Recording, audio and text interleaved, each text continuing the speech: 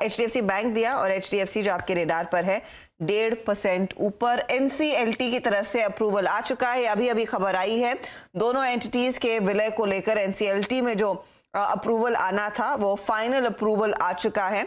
ये अभी अभी नेटवर्क पर फ्लैश हुआ है, आप भी देखेंगे वो फ्लैश चलता हुआ, और शायद मार्केट एंटिसिपेट कर रहा था कि किसी भी मिनट वो अप्रूवल आएगा और वो तेजी की पोजीशंस काफी बढ़िया तेजी दरअसल इन स्टॉक्स ने आज अपने नाम कर ली है। HDFC बैंक और HDFC हिमांग फाइनल अप्रूवल आ चुका है।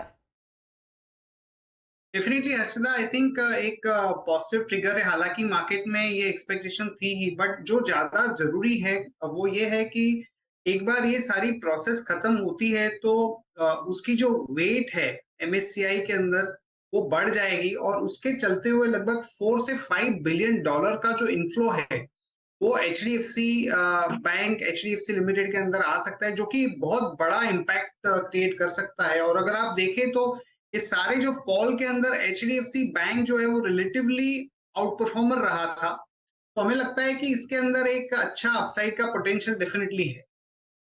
याद रखिए अप्रैल पिछले साल ये दरअसल अनाउंस किया गया था मर्जर। ऑफ कोर्स वो औपचारिकताओं में NCLT की तरफ से फाइनल अप्रूवल आना था। मर्जर रेशियो के लिहाज से अगर आपके पास 42 शेयर है HDFC बैंक के, आपको इनफैक्ट मिलेंगे फॉर 25 शेयर्स ऑफ HDFC।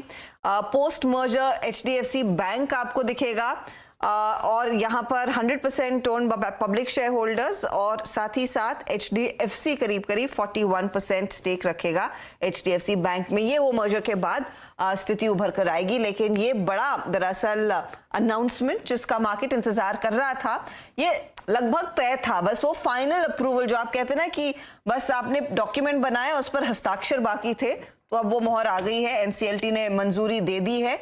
अब ये प्रोसेस किक ऑफ होता हुआ दिखाई देगा। एंड मोस्ट इंपॉर्टेंटली यहाँ पर जैसे गौरा यहाँ पर हिमांग कह भी रहे हैं कि फ्लोज कितने आएंगे वो इम्पोर्टेंट है, और वेटेज कितना रहेगा MSCI में वो इम्पोर्टेंट है। अब वो नया ट्रिगर और अगला ट्रिगर फैक्टर रहेगा। HDFC पर कोई ताजा ट्रेड इस समय राजेश सातपुते, क्या ये एक BTST सौदा रह सकता है? हर्षदा जी, डेफिनेटली मुझे लगता है कि जिस तरह से ये डाइवर्जेंस दे रहा है यहाँ पे एक रिलीफ रैली प्ले तो डेफिनेटली है। सामने कहाँ तक जाएगा यानी रेजिस्टेंस, क्योंकि हम जो जितने भी चार्ट्स है ये लोअर एंड से जो घूम रहे हैं, तो ऑब्वियसली लोअर एंड से घूमेंगे तो ऊपर में कहीं कहीं यहाँ पे रेजिस्टेंस फेस करेंगे। तो यहाँ पे इसका रेजिस्टेंस बनता है 2622 के आसपास, 2625 लेके चले। तो HDFC लिमिटेड की जो बात कर रहे हैं हम लोग 2580 के ऊपर इसका बाय बनेगा, 2565 का स्टॉप लॉस रहेगा। हर्षदा जी, रही बात मेरी BTST की, तो देखिए